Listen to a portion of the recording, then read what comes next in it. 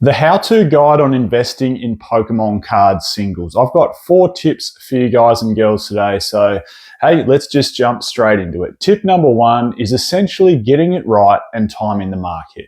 Now, what that means is essentially, and to break it down in its most basic form, is buying a card for X and selling it for Y, and Y being hopefully much greater than X.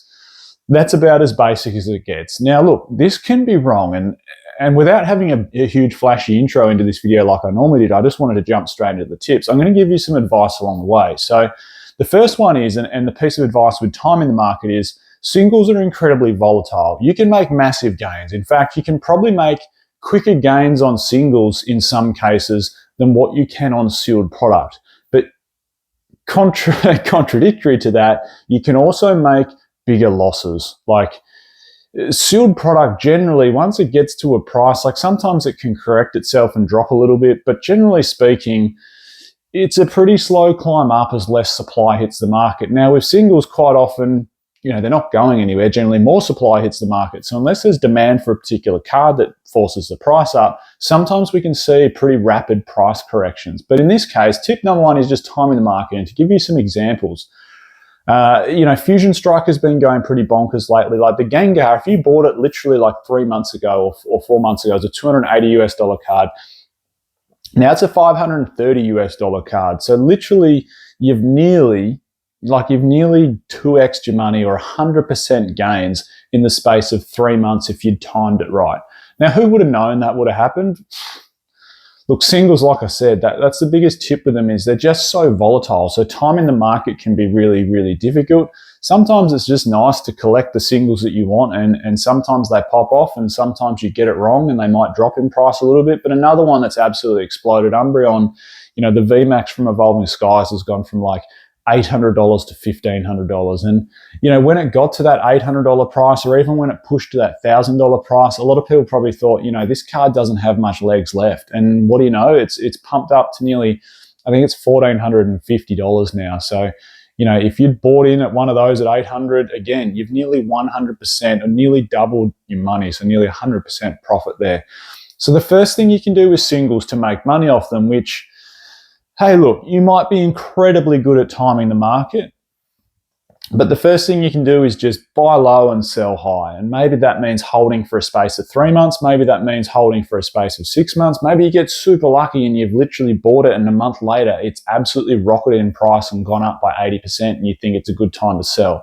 The other bit of advice I'll give with singles while we're talking about tip number 1 is whatever you do when it comes to investing in singles, don't open packs with the aim of getting your chase card and making money off it. There is no booster pack in history where you open it and you will get your money back. It just doesn't happen. And there's some clever people that have done things like rate of return. So if you open on average, 100 booster packs of this particular set, and let's say they're $6 a booster pack, so you're spending $600, on average, you're going to get about $300 worth of value or $250 worth of value out of opening those 100 booster packs on average.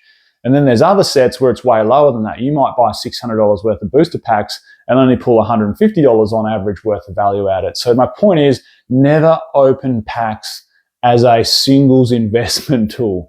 Just buy your chase card. You could get incredibly lucky and buy an $8 Surging Sparks sealed booster pack and pull the Pikachu first go.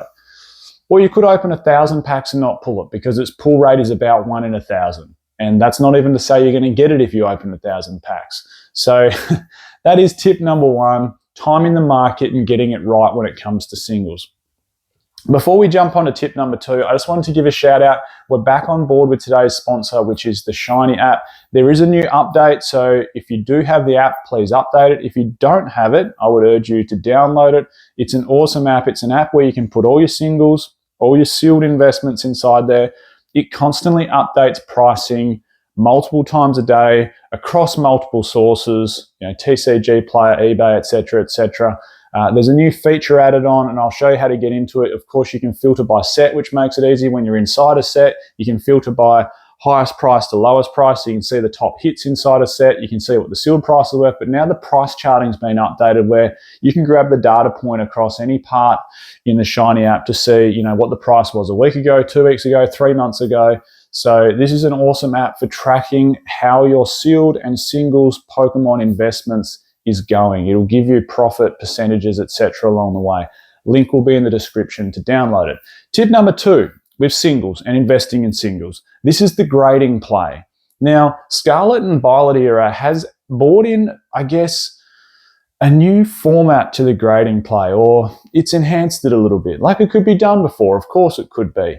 But I don't know, I feel like Scarlet and Violet has really enhanced the grading play opportunity. And just to give you a few examples, I'll bring them up on the screen here just to show you what I mean by the grading play. Let's take, for example, you bought yourself Magikarp from Paldea Evolved. I think its raw price now is about $220 US. If it were to grade a PSA 10, it's now north of $1,000 as a PSA 10, that Magikarp. So you're pretty much 5xing your money, or a 400% increase in its raw price.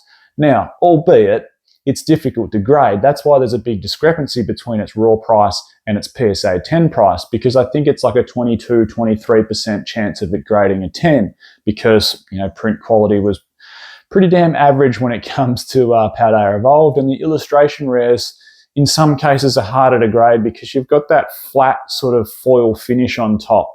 And if you've been around TCGs for a while, flat foil finishes are quite often difficult to grade because, you know, there can be marks on it, there can be print lines, there can be lots of reasons. Anyway, another example I just wanted to show you. So that's, you know, going from over $200 to over $1,000 in a grading play is even some smaller ones, some cheaper ones like the Scizor from Obsidian Flames, which is like $11 raw or something along $11 or $12 raw, and it's north of $100 as a PSA 10. So that's like, it's 10xing its money from a raw price to a PSA 10 price. Now, keep in mind, of course, you're going to have grading costs along the way, but if you send off enough of them, hopefully that absorbs the, you know, some of the cost of it all when it comes to freight and everything. So, hey, look, the grading play, it's not something I'm involved in. If you've been watching the channel for a while, I'm predominantly a sealed investor, but there's lots of people that do that. The market for graded cards at the moment is absolutely phenomenal. I've spoken to a few people in the industry that are going down or are involved heavily in the grading play, and it's all they do. You know, buy up 50 copies of this card or 100 copies of this card, send them off to be graded, and then sell them. Hey, look, if 10% come back as, you know, PSA 7s, 12% come back as PSA 8s, 60% come back as PSA 9s, and 30% come back as PSA 10s.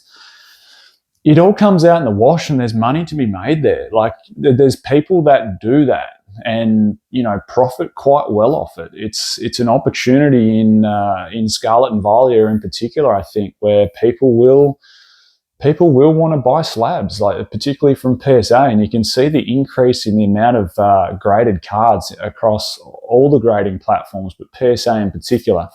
Tip number 3, arbitrage opportunities. Now, without going into the ins and outs of economics, I guess arbitraging is just, in an economical world, is taking opportunities across different markets where there could be price discrepancies.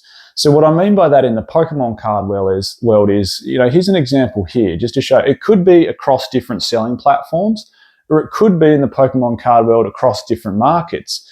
Like, if you think in Europe a single is worth, you know, 40% more than what it is in the US, or vice versa, a single in the US is worth 40% more than what it is in Europe, or down here in Australia. I've used the example for ages. You know, Fusion Strike back in the day, it started to jump up and climb quicker in the US as a sealed product as what it did in Australia.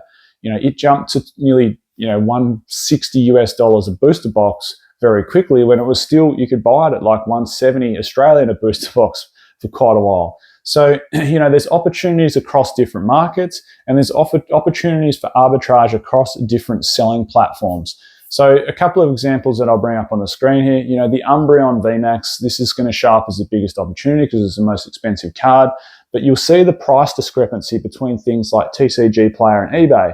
Now, maybe TCG Player has that backing as being a big platform for selling singles, whereas eBay, maybe there's a little bit of that, unsurety around the quality and, I suppose the selling viability of the cards. Maybe people are a little bit scared that they might not be as described in some cases, whereas I think TCG Player, you've got to be pretty bang on with how you describe your cards. I don't know. Maybe that's got something to do with the difference, but either way, there is an opportunity there if you want to, pick up a deal on a single. And that's essentially all that number 3 is, picking up a deal. Like, it might be off Facebook Marketplace or someone in your local area, and you might go, hey, look, I'll pay you, just cash outright for that.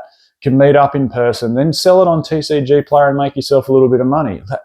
I can't be bothered doing that personally, but there's people that do that. It's like those people that go to garage sales and, or different gaming stores, and they'll buy old school Game Boy games or old school Nintendo 64 games or Super Nintendo games or whatever it might be, PlayStation 1 games, and they'll find, Tony Hawk's Pro Skater 1 for $20 on the PlayStation, and then realize that, it's complete, it's got books in there, and they can sell it online for $60. So they buy it and resell it. That's essentially all you're doing. You're taking it from one position of the market to another position of the market and reselling it. Personally, like I said, I don't have the time on my hands to do that, and I can't be bothered, but there are opportunities there in the Pokemon card singles world where you can pick up a deal and resell it on a different platform, or maybe a platform that you have good credibility on, and make money off it. And the 4th and final tip I wanted to give everyone for investing in singles is a pretty straightforward one, and that is just buying a collection, piecing it out, and reselling it. Now, when it comes to selling off a whole collection, the general rule of thumb is you shouldn't expect to get a combined market price for everything you've got. Like, let's say you're buying someone's binder, and it's a good binder, like a nice binder, and maybe it's got, I'm just plucking a number out there, maybe it's got $10,000 worth of raw value in there. Maybe there's an Umbreon VMAX, maybe there's a Giratina in there, maybe there's a Blaziken VMAX from Chilling Reign. There's a few gold cards scattered throughout. There's plenty of illustration rares from Scarlet and Violet, a few more special illustration rares from Scarlet and Violet. And its rough value, if you pieced out every single card, is $10,000. Now, if you sell that as a whole binder to someone, you shouldn't expect to get your $10,000 because you're not putting in the effort to sell out every single individual card and get the exact, or near enough to the exact market price for each individual card. If you're going to sell in bulk and not have the time and effort associated with selling the full collection, you probably want to expect a bit of a loss there. And by loss, I mean maybe you should expect to sell that singles collection for 70 to 80% of its value. So as a buyer, if you're looking at buying someone's singles collection and then looking at reselling them, like buying the whole collection and reselling them as individual cards, you should be offering really 70 to 80% of the value, because it's a transaction. There's a win-win there for both parties. Maybe this person needs the money quickly because something's come up in their life and they don't have the time to piece the cards out individually, whatever it might be. There could be 1,000,001 reasons. And then as a buyer, you're essentially buying the collection with the opportunity to aim to make some profit off it. And look, this can get scaled up. I've seen people, some of those auctions where people are buying complete EX collections across multiple different sets, EX Dragon, EX Team Rocket, and then, buying it for a certain price, piecing them out individually and selling it. And you can watch how much money they're making off doing that process. They might buy the complete EX Team Rocket return set for, $4,000, and then they've pieced it out and sold it for $6,500.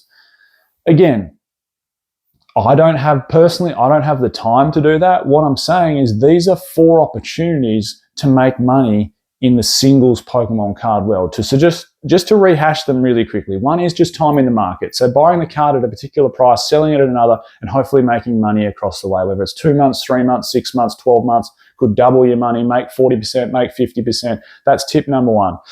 Number 2 is the grading play. So that is literally, buying raw copies of cards and maybe bulk raw copies of cards, sending them off to getting graded, and then selling them and making money off it. Simple.